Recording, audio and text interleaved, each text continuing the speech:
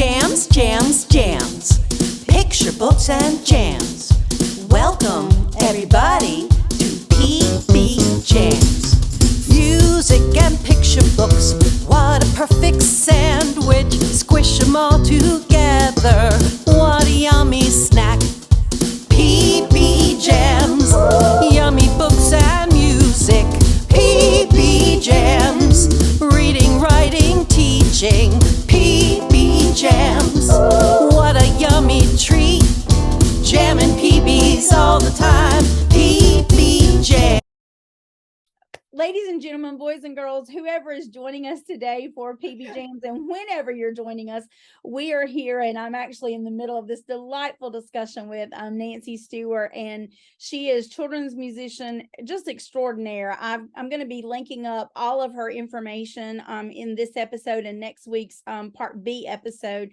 So you're just in for a treat. Her website is chock full of information for parents, for teachers, so much music that she's just making available for free. And so we're going to start the conversation right now about music education and about how music interacts and music and literacy.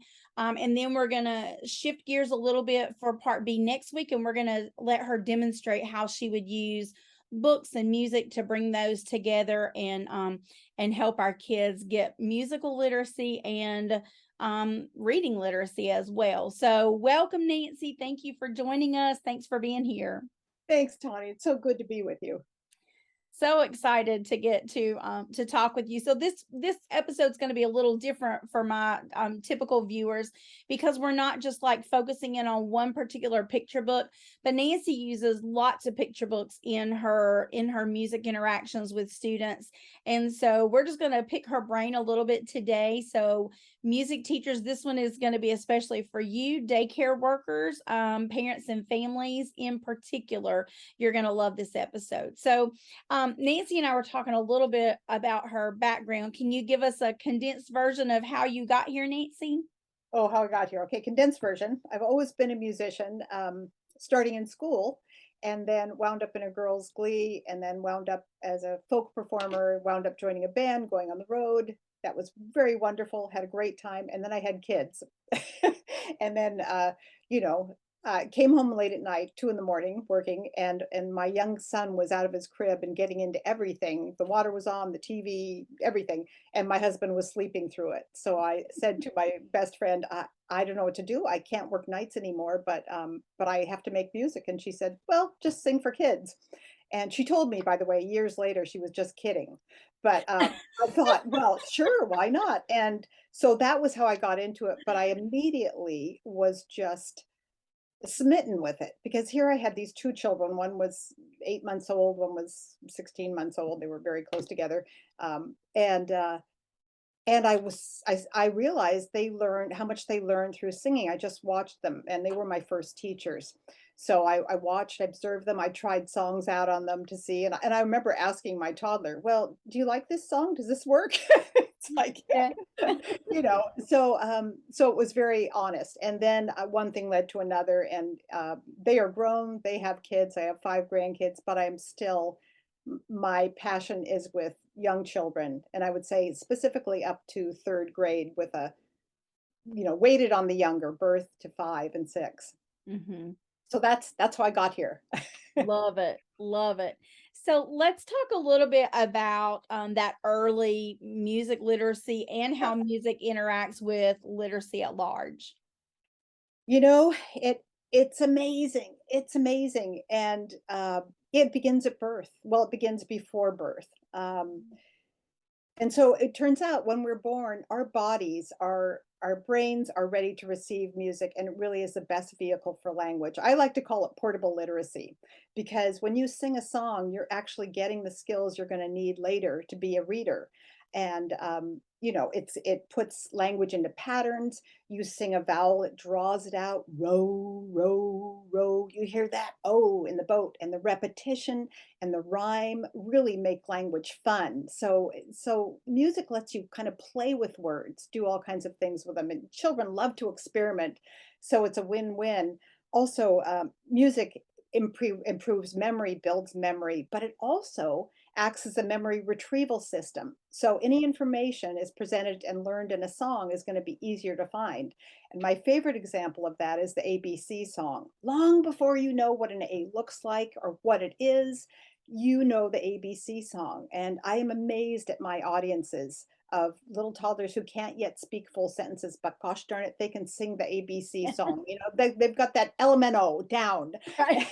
And I know some adults worry, oh, they're going to think it's one letter. No, they don't. It all works out. Yeah. But by the time you're teaching those letters, it's like an old friend. So now they can call on it. Now, when they see what it looks like, they can call on it. So every time you add something on, you're building those literacy skills. Songs have so many words in them that we don't use every day, especially like nursery rhymes. Well, row, we don't use that. Hickory dickory dock, Muffet, Miss Muffet on a tuffet.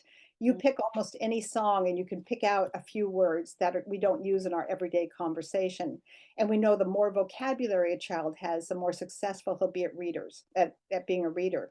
We also know that learning how to read is really dependent on solid relationships.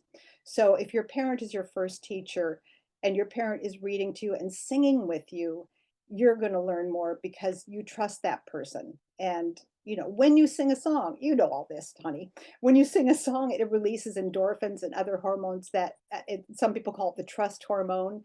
It's one reason music has been so successfully used in churches, because when you get a group of people together and they all sing, you immediately have a relationship. You have done something together.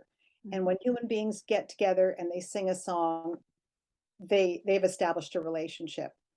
I like to think of songs as being to music, or melodies being to language, as hangers are to a closet. So if you have your closet and all your clothes are down on the floor, you can't see what you have, you can't make any outfits, you can't see all the colors. But if you put things on hangers and you organize them, then you can see, oh, and I've got these patterns and I can do this. And so a melody is something that language hangs on. And it makes sense to children and it makes sense to adults. And, you know, it extends our entire lives. So you have people with Alzheimer's who can no longer recall a lot of things. They will recall songs from years ago. We know that sometimes your last memories are nursery rhymes you learned as a child. So it's really magical. It's just magical. I mean, in fact, if you listed all the benefits of singing, and literacy is right in there with it, and you said, I can give you all these benefits and it will only cost you $50 a month, you would say, well, that's a bargain. But it's free. It's free. We're all born with a voice and we can all sing. No matter what anybody tells you, we can all sing. Ta-da! I mean, you know, I could talk about this for, you know, hours, but that's. I know, me too. I know. Yeah, as I was listening to you talk, I thought, oh my gosh, this sounds just like a presentation I gave 2 years ago, right? Like, I was like, oh yeah, she said that, and she said that, and she said that.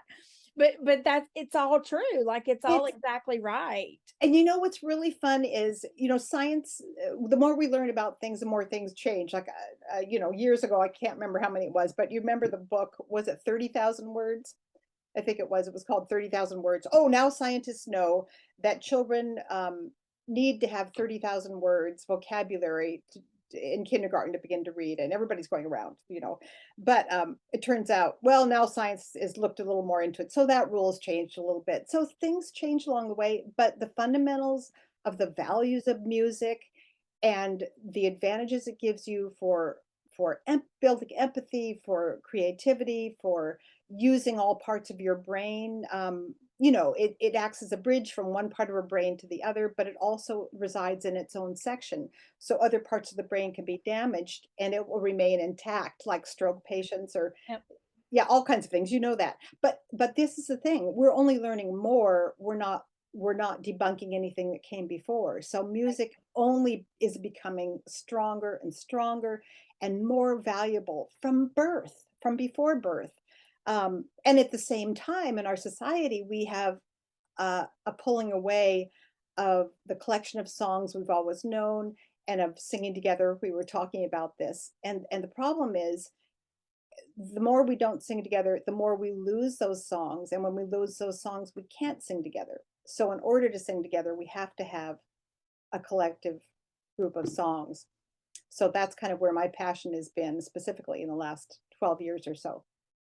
I Yeah, kind of went off a little there, but no, I think that's good. I mean, I was hoping this first conversation would just be an organic discussion about the importance of music and its relationship to literacy at large. And, this year in my music class, I've decided to focus on nursery rhymes and folk tales and fairy tales for this yes, very reason. Yeah, because, kindergarten, it's part of the curriculum in kindergarten, but I think we've pushed textbooks and basils, and they don't always include right. this canonical, if you will, literature. But Yeah, so much of everything that we do, and in the author world, so my kidlit friends that are joining me, fractured fairy tales are all the bomb, and everybody loves fractured fairy tales.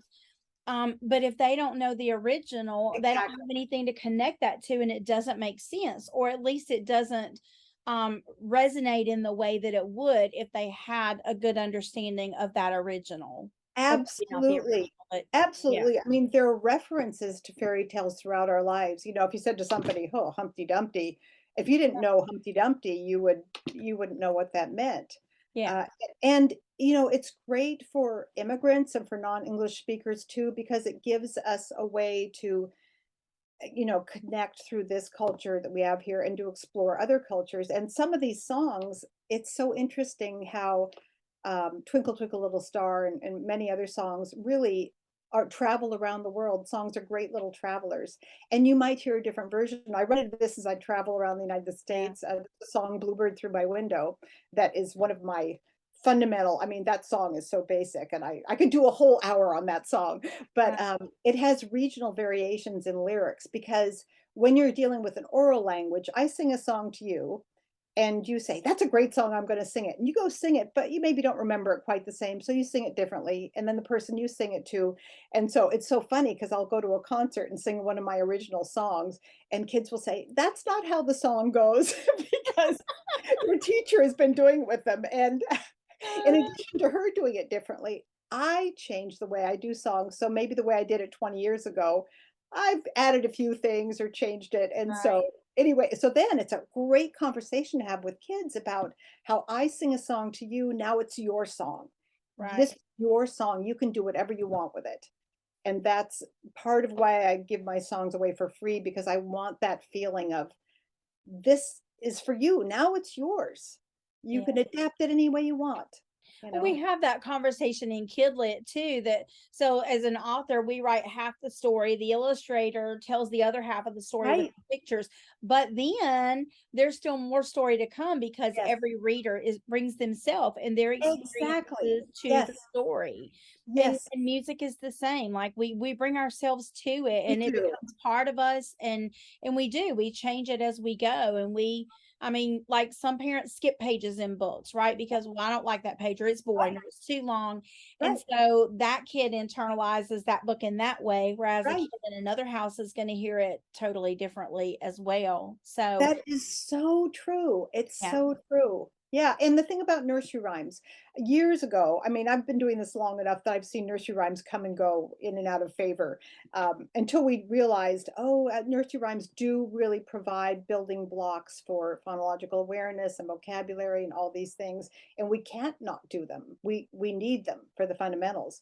But yeah, it's the same thing with nursery rhymes. You look through and you go, I really don't want to sing about that, the carving knife and the tail and all that, and I'll have people say, so I don't do nursery rhymes. And you go, no, there are hundreds, thousands of nursery rhymes. Find the ones you love and do those. You don't have to do all of them. Right. But there are plenty for everybody. So just find the ones you love. That's right. And the more you access, I loved your point about vocabulary. I mean, I think that's so key because these are words that they're going to encounter in literature, right?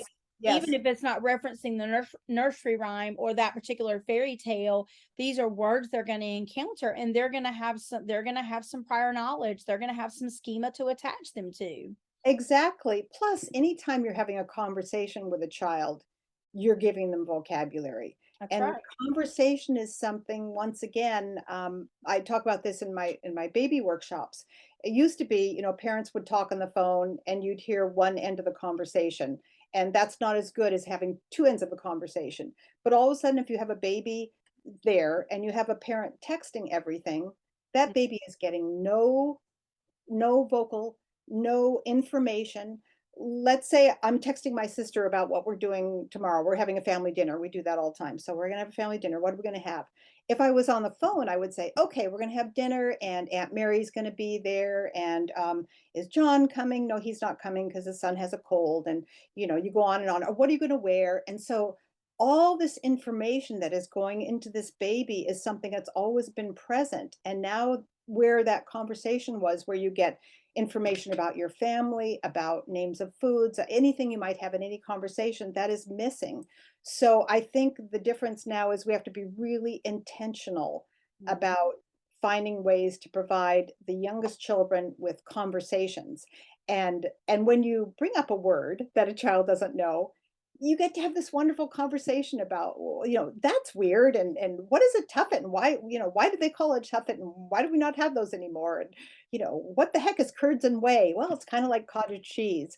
And without those words that make you go, huh? You Yeah. don't get to have those conversations. So it's very fun. It is. And all learning starts with some sort of disequilibrium, right? And so you have that, those are those shake up moments, right? Right. Like Shake up moments. I don't Yeah. know what that is. And so that builds the curiosity that says, okay, well, Exactly. what is that? And that makes kids want to learn Well, then instead it of making becomes, it. yeah, Yeah. it's interactive. Yeah. It's not you're just telling me. We're having this back and forth. Right. And the thing about singing too, singing is immediately interactive. Mm. And that to me is like probably the number one golden thing about it. It's something we can all do together. It's amazing. It never ceases to amaze me when I'm with a group of babies who can't verbalize, and yet when I start singing a song, they're all doing the motions or they're getting out these first little words of the song, and they all know the song. They all know the order of things, the pattern, and it's one of the first things I think they glom onto are songs. Yeah, absolutely. Yeah, it's amazing to me always to watch babies and really really young kids. Almost invariably, they love music and They they do. will interact with music Yep. no matter what. Yep, Yeah. it's a easy sell. It's a cheap trick. Remember, But you're right, it's so incredibly valuable though. And not just, I think in the schools, and I've had this conversation with a few of my guests, that we talk about, how the arts kind of get a rough shaft in yep, schools. yep. And it's not just fluff. We're not No, just fluff. Like no, what no. we do in art and music, and physical education, those are library, those are incredibly valuable. But the arts in particular, I think, get kind of a bad rap as just being extra, but they're not extra, they're foundational. They are, I always go back to this. When anything horrible happens in the world, you turn on the news, and invariably you're going to see somebody singing or picking up an instrument. I mean, I think of Ukraine, those first days when you saw musicians. You read about the Titanic and the musicians were the last ones, 9/11, because music above else is a language of emotions. Yep. And I did some I was musical composer for several plays here on the island, and I'd never written a musical before, and I didn't know what to do. But I always say, when people say, do you want to do this? Sure, I want to do it. Now tell me what I'm doing. Yeah. So he said, well, Say you yes just, and then yeah, figure it out. yeah, Yeah. I'll figure it out. So he says, just take the script home and read it. Whenever you get to a point in the story where it seems like the words aren't enough to express what's going on, then you write a song. And I thought, well, I could do that. So, but that's the way life is. When words and everything else fail us, we turn to the songs, we turn to the music, we turn to the arts. Yeah. They are really survival skills. They're survival skills, and we kind of take for granted that they'll just happen. You don't have to teach children art because they just draw. You don't have to teach people to sing because they will sing. But But now I think we do have to, as I said, be very intentional and say these are important and show them the value that they have because they are life skills. That second grader that you're singing those songs with now will be a teenager who is crying in his or her or their room because of something. And if they hear that song, they will feel comforted. When that teenager grows up and is a parent along with a baby, that parent will be afraid and will reach into themselves and pull out this song. And when that parent is a grandparent and sees that baby, that grandparent, without thinking, will pick up that baby and sing. And when that grandparent gets older and maybe has Alzheimer's or something else, that person will reach down inside and grab those same songs because they are for a lifetime. Yeah. Honestly, and I'm 71. So every year I'm older, it's like seeing the rubber band. I see, I feel, I experience more of what I've been saying for years and years, but I know it in a different way. And it's I'm so glad you're doing this. It's great, Tani. Yeah, it really, it's such a good thing. And I was thinking, when I was teaching second grade, and this has been years ago, he's grown now. He's a big burly guy now, but when he was in second grade, I had this student, his name was Marquise. And of course, I always use music even in the regular classroom. And so one of the things was I would just play songs sometimes. And Yeah. Puff the Magic Dragon is one of my favorites from my childhood, right? Yep. And so I brought it into my classroom and I played it for my kids. And he was he was one of those challenging kids. And but when we were having a struggle day, sometimes he would just go, can you play Puff the Magic Dragon? Or I did really good today. Can you please play Puff the Magic Dragon? And even that school was a K-6 school. And Uh-huh. so when he moved on to third grade and fourth grade and fifth grade and sixth grade, he would pop by my room in the morning or in the afternoon and he would go, can you play that Yes. song? I Yes. mean, all the way up, and that, if not, I mean, that just speaks to the power It of does. music and the power of that emotion. That's just that relation. It ties into relationship. It does. And Yeah. he's shown you that you've given that song for life. Yeah. And Yeah. I'm It's a so, gift. I'm glad you brought up that song because that's a really interesting thing. Um, these beautiful melodies kind of pull us in and they allow us to explore the lyrics, which sometimes can be sad or scary, and lyrics, words we wouldn't want to explore. So I have this, like Puff the Magic Dragon. If you sing it, I get requests to sing it to toddlers, and I can't bear to because it's so sad. But here's the thing. I believe this is my own personal theory. It's not scientific. I believe you've got two languages coming at you. You have the words and what they mean, and you've got the music, which is the emotions. And a beautiful melody can carry emotions that you wouldn't want to approach and make them, you know, digestible. And so I think the emotions hit your brain just a split second before the words do. And I talk about advertising. Advertisers manipulate us all the time with music. And one of the things that cracks me up is you'll see this wonderful ad with this happy music of somebody doing something, and it's for some from pharmaceutical drug. And at the end, you've got the disclaimer, may cause blindness, sterility, blah, blah, blah. But you've got the happy music going on, and they have to legally provide that. But because you're already sucked into this happy music, you're able to listen to these words that are just, and it's the music. That's Right. that's where the power is. If you're watching a scary movie and you can't and it's too scary, you can turn down the sound and it won't be scary. Right. I cannot watch scary or violence or anything because I replay it in my brain. So, but I can tell by the music when it's coming. Yeah. So by the music, I will know when it's time to cover my eyes or duck or whatever. Yeah. So it's talking to us all the time. Music is telling us things all the time. Well, and I think the other side of that conversation too is that we may not want to talk about those things with kids, Right? but they're part of their life too. They And they are so need, much. Yes, yeah, they need vehicles to be able to talk about those exactly. things. Yeah. Exactly. And that gives them, I think you're right. I think it softens it enough that it's palatable, right? It's palatable, right? Yeah, Yeah. but I think they need those tools to be able to talk through, and they can then come back. It gives them a point of reference to go, yeah, I feel like Puff when, Jackie Paper was gone, and Right. like, I mean, yeah, I feel that in my soul. Yeah.